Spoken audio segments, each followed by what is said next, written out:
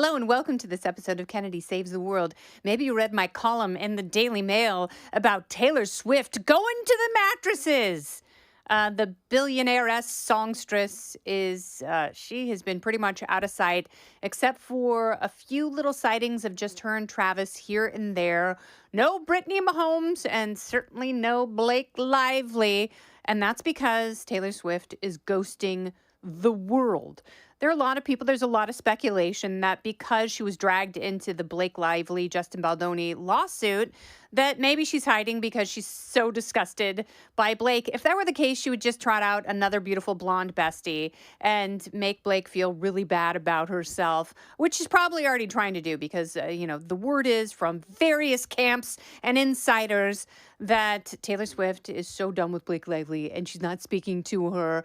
And, she was outed as a secret producer on It Ends With Us. And apparently their relationship ended when Blake Lively was texting, "I'm Khaleesi and I have two dragons."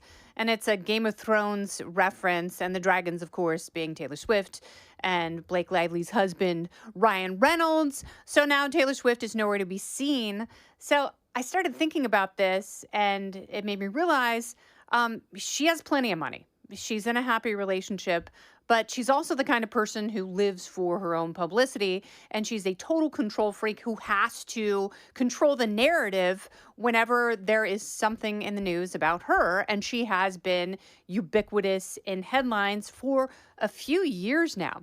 So I think the Torture Poets department was a misstep for her because there was too much music on it and there was too much mediocre music on it. There were a few good songs on there, but not a double album's worth. And then, of course, she had to come out with different versions to keep her nemesis off the charts. And she does that pretty much every time she releases an album. And, people were really oversaturated with Taylor Swiftness. And she put off a lot of people who were fair weather fans.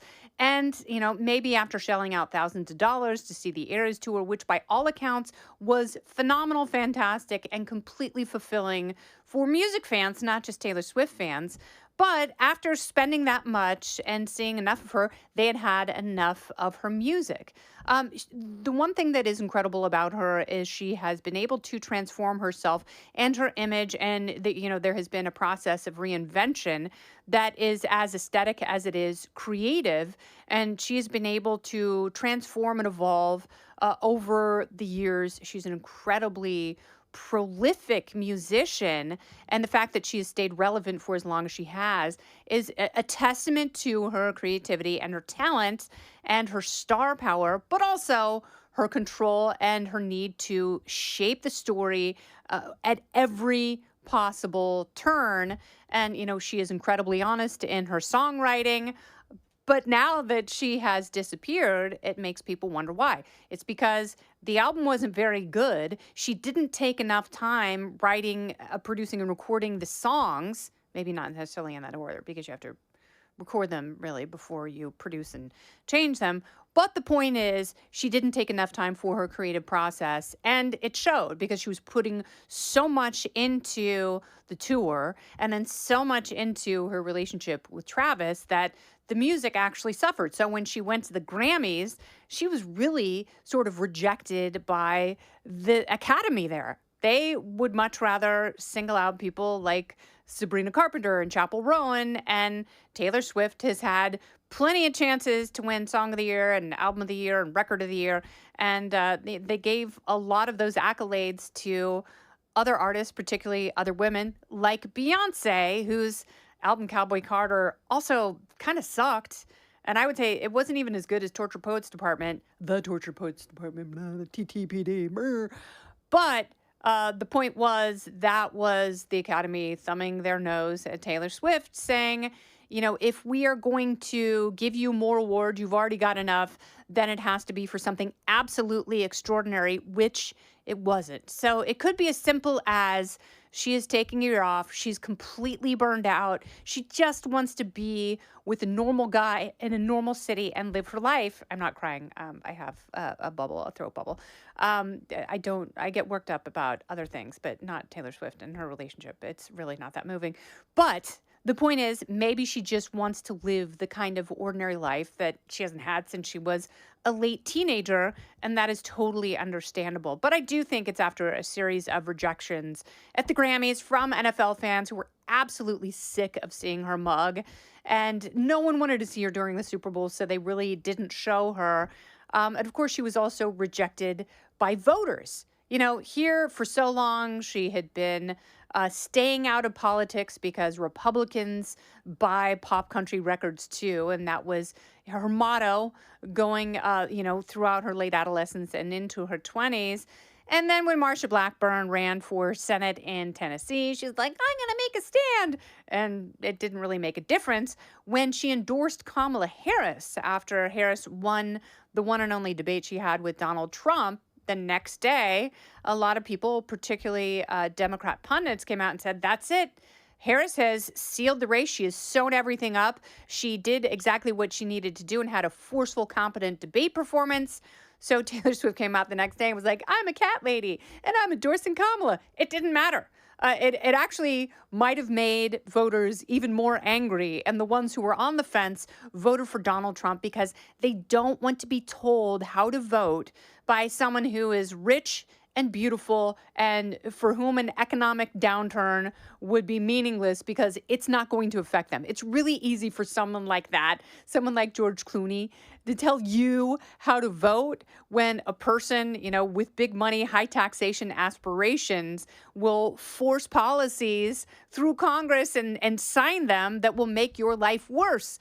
People like that who are rich and famous and good looking, they don't care about you. They just want more good publicity for themselves. And I was truly hoping that her endorsement would mean nothing because that would mean she would get back to the music. And I'm glad that CJ Gardner Johnson wore that shirt that said Swifties can LIX my balls because those are the Roman numerals of the Super Bowl that the Chiefs lost. I'm glad all of that happened because she's like Adele, like whenever she goes through any sort of personal tragedy, her music is always better. So I hope that it's not just that she's already ghosted, obviously Blake Lively, Jamie King, who's an actress, Taylor Swift, godmother to 3 of Blake Lively and Ryan Reynolds' daughters, godmother to Jamie King's son. Jamie King was just stripped of custody because of ongoing addiction issues. Where is Taylor Swift in that drama? Where are the sisterly proclamations like, you go, girl, I got you, I know what a great mom you are, even if the courts are unfair? There is none of that. Whenever anyone is disruptive to her personal narrative because she is at the center of this universe, she cuts them out of her life. She may seem like, she's this super girl-friendly, fun chick with a great squad, but if you run afoul of how she sees her perfect life, you are done. You are like a tumor. She cuts you out and throws you into a hazmat bin and never touches you again. She's just done it with Jamie King, Blake Lively, and Selena Gomez. She did it with her rumored girlfriend, Carly Kloss. And I don't believe that they were ever together, but they did cease their friendship when Carly started dating Joshua Kushner, Jared's brother, whom she eventually married in 2 ceremonies, neither of which Taylor Swift went to. Don't go anywhere. More Kennedy Saves the World right after this. So the point is, she's not just working on herself. She's an incredibly selfish person. She's an incredibly talented musician. She's flying the finger to someone. It's either all of us or just to Blake Lively. It's a pretty cold thing to do. She really can be Frosty the Snow when she wants to. But I will say this. I think the amount of time she goes underground will be directly proportional to how good the next record will be.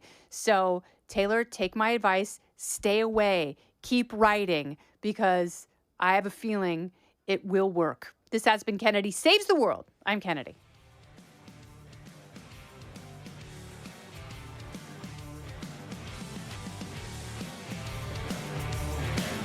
Listen ad-free with a Fox News Podcast Plus subscription on Apple Podcasts, and Amazon Prime members can listen to this show ad-free on the Amazon Music app. Oh, go ahead and leave me a review while you're there. I'd love to hear what you have to say. You've been listening to Kennedy Saves the World on the Fox News Podcast Network.